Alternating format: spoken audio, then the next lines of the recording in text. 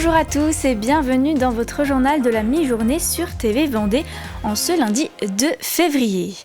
Depuis le 19 janvier, Parcoursup est ouvert, un mot qui fait souvent monter la pression.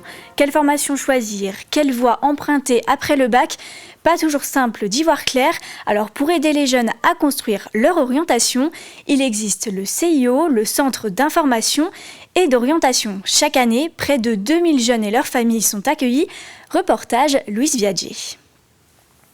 C'est parti pour un entretien avec une psychologue de l'éducation nationale. Donc du coup, j'ai préféré arrêter. Donc ce qui a été conclu, c'est que pendant cette année-là, au lieu de me déscolariser... Aaron présente son parcours et son projet. 1 heure plus tard, il a les idées plus claires. Moi, je pense partir en BTS banque ou assurance, ou sinon, du coup, on a vu peut-être un BTS NDRC. À chaque fois que j'ai rencontré des conseillers d'orientation, ça s'est jamais très bien passé. Et en fait, finalement, j'ai jamais eu de réponse à ce que je cherchais. Et donc, je m'attendais à ce que ce soit exactement la même chose, mais en fait, c'est pas le cas. Aaron et les autres élèves étudient au lycée Nouvelle Chance Vendée. Cet établissement accompagne des jeunes entre 17 et 25 ans pour leur permettre de passer ou de repasser leur bac sous statut scolaire. Cette journée au CIO, c'est l'occasion pour les jeunes de sortir du lycée. On n'a pas l'effet immédiat positif. On n'a pas un retour direct des jeunes en disant « c'était une journée super » ou alors ça va être à la marge.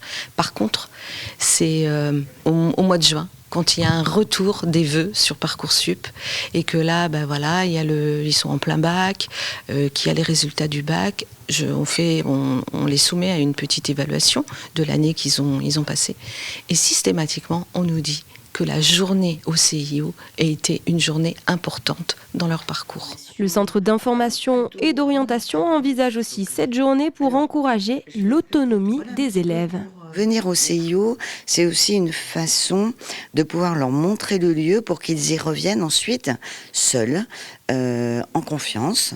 Voilà. Donc c'est vrai qu'on travaille ensemble depuis longtemps et on a pris cette habitude de les accueillir au moment où Parcoursup, puisque en fait la possibilité de faire le dossier et les vœux a démarré lundi dernier, donc lundi 19 janvier. Les futurs bacheliers ont jusqu'au 12 mars pour formuler leurs vœux sur Parcoursup. Unir les forces pour faire grandir les entreprises vendéennes, c'était les maîtres mots de ce mardi 27 janvier à La Roche-sur-Yon. Un accord a été officiellement signé en Vendée. La CAPEB, la Chambre nationale des artisans des travaux publics et du paysage, et le réseau Initiative Vendée s'unissent.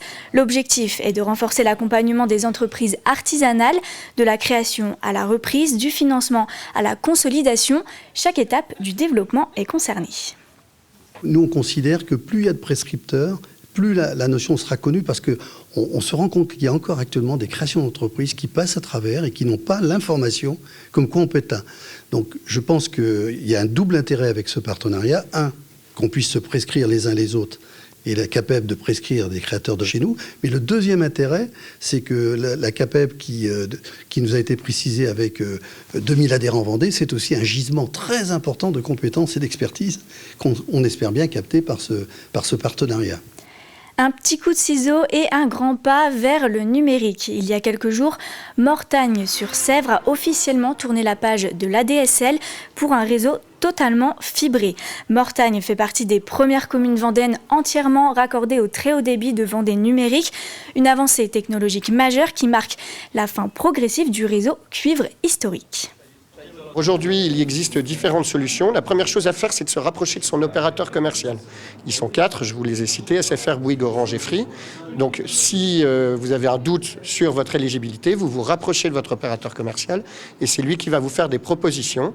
Et si vous ne pouvez pas, pour des différentes raisons techniques ou autres, être raccordé à la fibre, vous avez des solutions annexes, des solutions qui sont par les réseaux mobiles, 4G et 5G, ou par le satellite. On continue ce journal avec un retour dans le passé. Ce dimanche matin, à 9h30, les moteurs ont rugi au pays des herbiers. Les collectionneurs du rallye des givrés ont repris la route au volant de véhicules d'antan. Une 14e édition organisée par l'association Les Dérouillés des 3 provinces. Le départ était donné au parc des expositions des herbiers pour 120 km à travers le bocage vendéen. Un reportage signé Louise Ménoury. Des klaxons qui chantent à tue-tête et des passionnés de voitures anciennes. Pour Jean-Claude, le rallye des givrés, c'est une tradition.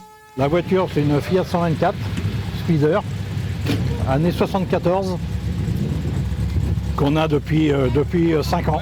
Oui, on participe à beaucoup de rallyes. En plus, nous, on fait partie du club Fiat 124. Déjà, c'est une passion au départ. Après, c'est un loisir, bien sûr. Et comme c'est des voitures avec quoi on peut rouler tous les jours. Malgré la pluie, près de 300 véhicules étaient mobilisés pour l'occasion, parmi lesquels 70 deux roues dont la mobilette d'Aurélien. C'est une AV76 de 1956 qu'on a tout refait.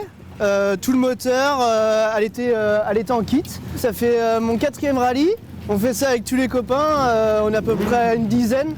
Et on est tous en mobilette, donc on prépare tous nos mobilettes. On passe un bon moment, on découvre plein de collectionneurs qui viennent aussi chaque année.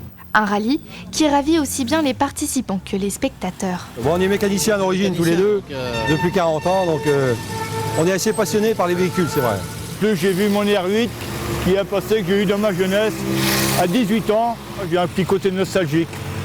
L'événement permet de découvrir des véhicules allant des années 20 aux années 90, mais aussi pour leurs conducteurs un peu de paysage vendéen. Il y en a beaucoup qui viennent pas spécialement du secteur et qui découvrent justement. Il y en a même certains qui sont du secteur et qui découvrent des routes qu'ils ne connaissaient même pas. Donc oui, l'objectif c'est un peu aussi de leur donner envie de revenir. On essaie justement de trouver les petites routes atypiques justement, ce qui fait la caractéristique d'un secteur justement. Il y a pas mal de petits villages là, comme celui qu'on traverse actuellement où c'est beaucoup de vieilles pierres et beaucoup de choses atypiques. La 15e édition du rallye est d'ores et déjà en cours de préparation et devrait se tenir dans le Maine-et-Loire. Et puis on termine sur la journée de la famille qui était de retour ce week-end à Chantonnay, une 4e édition organisée par le réseau Parentalité au pays de Chantonnay. Au programme des activités gratuites pour petits et grands, un moment important pour celles et ceux en quête de réponses pour bien gérer leur quotidien de parents. On y reviendra plus en détail dans l'édition de 18h. Et c'est la fin de ce journal, je vous donne rendez-vous tout à l'heure pour l'édition de 18h. Très bel après-midi à vous.